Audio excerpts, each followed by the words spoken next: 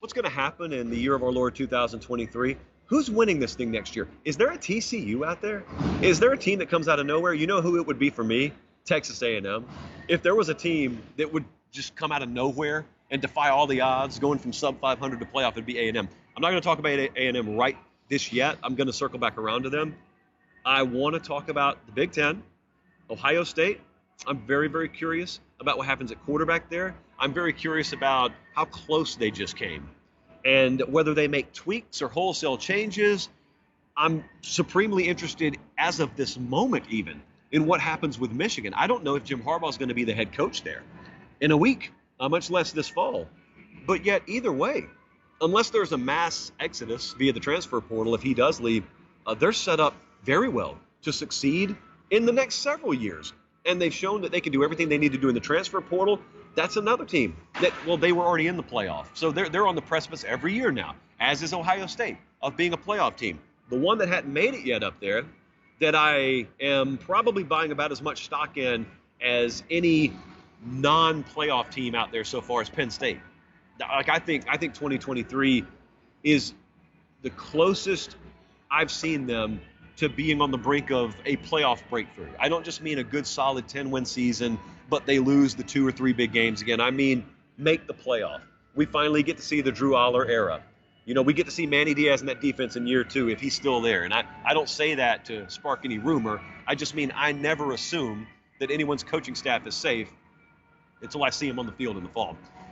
Texas is the program for the second year in a row that will be one of the most interesting going into spring and then ultimately fall camp, because it's year 3 under Sark. I talked to you about this a few days ago, how I think if you don't pop immediately, if you don't get hired and then win the Big 12 or go to the playoff in your first couple of years, people just assume, oh, that means you don't have it. Well, they went 5-7 their first year there. I think they went 8-4 this past year. That's improvement. So linearly, year 1 to year 2, we've had improvement. I still think, though, that some people have checked out on Texas. Now, fairly, a lot of you didn't check in yet, and that's okay. That's not a program that is miles and miles and miles away. They lost a lot of close games this year. They still really weren't what they need to be at quarterback. So the quarterback situation is interesting at Texas, because now I think it's safe to say one way or the other, you're going to get quality play there. Because if it's not Quinn Ewers, we got a kid named Arch Manning coming in town now. Like we finally are on the brink of having that happen. And so Texas is in that conversation. Oklahoma could make a big jump year 1 to year 2 under Brent Venables. They barely made a bowl game this year. What do all these teams have in common? Even the ones who underachieve, just like I mentioned A&M a second ago, they have this in common. They've got talented rosters. I am not someone who sits there and bangs the table. This team's the more talented team. That team's the more talented team. It's one of the more overrated talking points when predicting a game that you can mention. But when we're looking broad scope, wide kaleidoscope, you look at talent, and that's a very, very good metric for just trying to find out who's underachieving with talent. Because the programs that underachieve with talent, i.e. Texas, Oklahoma this past year, they have the least incentive to keep everything the same. So they're going to keep a lot of talent, but they're going to make big changes around the talent. Sometimes it doesn't work. Sometimes you just burn out again. But sometimes you make the right changes, and all of a sudden you go from a mediocre bowl game to, oh my goodness, we're in November and we're in the thick of the playoff race. Oklahoma could be that. What about the rest of the Big 12, by the way? Are we going to get a duplicate performance from Chris Kleiman in Kansas State? What's TCU going to be? We just watched them in the national championship game like 13 or 14 hours ago. Elsewhere, you know, Kansas made some noise this year. Texas Tech made some noise this year. They're very excited, as they should be in Lubbock, about Joey McGuire. The ACC is one that I want to talk about quickly because it starts with Clemson. It still starts with Clemson.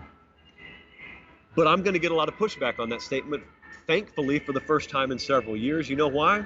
Because there are going to be several of you, and I smile as I say it, because who knows, I may be right there with you. There are going to be several of you who bet a ticket that says FSU preseason ACC championship this coming fall.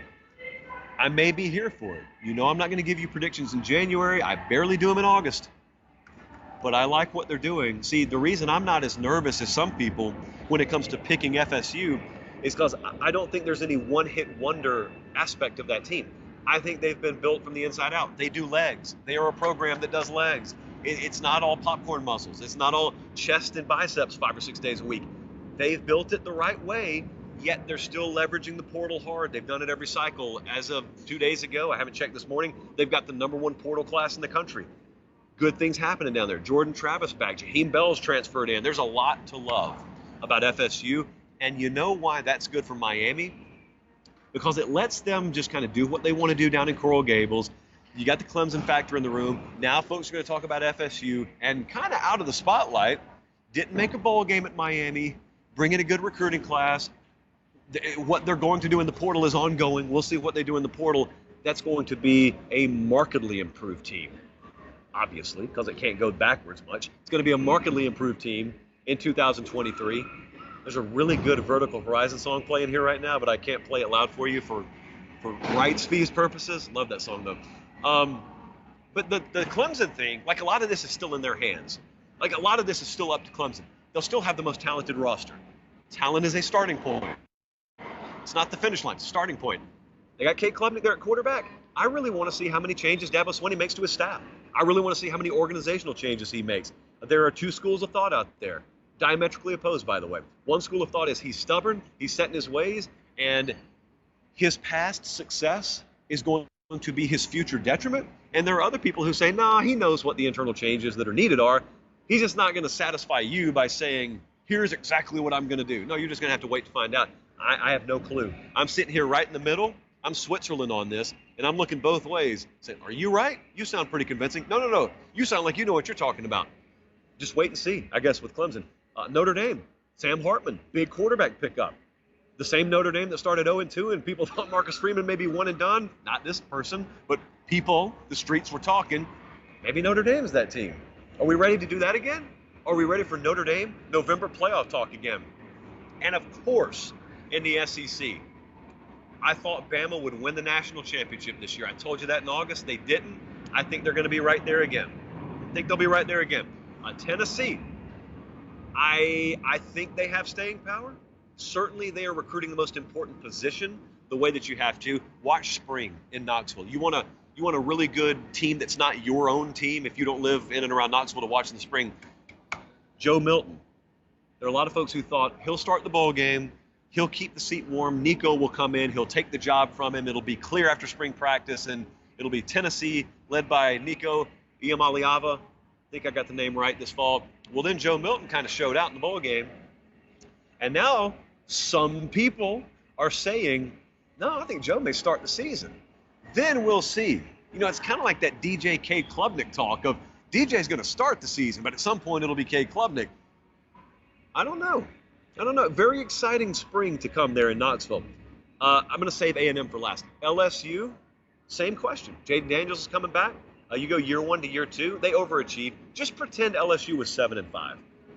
Pretend they didn't make the SEC championship game. What would you expect from them in year 2? You would be saying, oh, this is the year I think that they'll contend. Okay, just because they were ahead of schedule doesn't mean the year 2 expectation is any different. This is the year where you really should see a quantum leap. And I know that doesn't make sense because you saw them make the SEC championship game. You did. You also saw them lose games handedly to the likes of Texas A&M. You saw them lose week 1 to FSU. It was not a flawless team, not even close to that. Good foundation there, too. Recruiting's very good. Brian Kelly's doing things in recruiting they said he could never do. No, he just hadn't done it. It wasn't that he couldn't. It was just that he had not. And Texas A&M. You want to say do or die? You want to look at a situation that's do or die? I got you one. I think it's College Station, Texas in 2023. It's got to happen. Got to happen. I don't mean 7 wins either. I don't mean getting back above the bowl threshold. Jimbo Fisher's got to put a contender on the field this year. I don't care how big the buyout is. But Brandon Walker's wrong about virtually everything else in life. He's right when he says one thing. Buyouts are meaningless. There is no buyout big enough. When you sit on oil fields, no buyout is big enough out there, especially if you are a mockery in your own division in which you're recruiting better than almost anyone, you're paying more than almost anyone, you've got better resources than everyone, and yet you still can't get out of your own way. That can't happen 2 years in a row. They just hired Bobby Petrino as offensive coordinator. It can't be a process. It's got to be quick. It's got to be like that. I think that would be the more shocking headline out of all possible shocking headlines next year is Texas A&M goes from afterthought to being right there in the conversation in November. That's where my head's at right now. Those are some of the programs I have my eye on. The West Coast, USC, there's a ceiling on until, well, there's kind of an indefinite ceiling on a Lincoln Riley-led program. They can be as impressive any given week as any program in the country, any team in the country, but until you up the level of play defensively, you're eventually going to run into a brick wall. You're eventually going to get this late in the season. You're going to face a Utah in the conference title game. Do you know what would have happened had USC had to face Georgia? It would have been ugly too. They would have been disassembled too. Absolutely would have happened. Doesn't mean it's the way it's always got to be though. And I give Lincoln Riley all the credit in the world. Year one, he did more in year one than he ever should have been able to do. So this is not me doubting him per se. I'm just saying I'm more doubting the people that are injecting USC automatically into that national championship conversation, not until we see better play defensively. Oregon is the one on the West Coast that I'm buying a lot of stock in because they're taking defense seriously. Look what they're doing in recruiting in the portal on the defensive line. They got Bo Nix to come back. I don't think they're done. 2 hiccups back to back. It's like an earthquake out here. I don't think they're done in the portal either. So, and for that matter, recruiting's not done. Yes, friends, we do still have a signing day in February. I know they've told you otherwise, but we do still have a signing day in February. Guys, thanks for watching Late Kick. Make sure and leave a comment. I love interacting with you. But most of all, please like the video and subscribe to the channel. That's how we keep all of this free.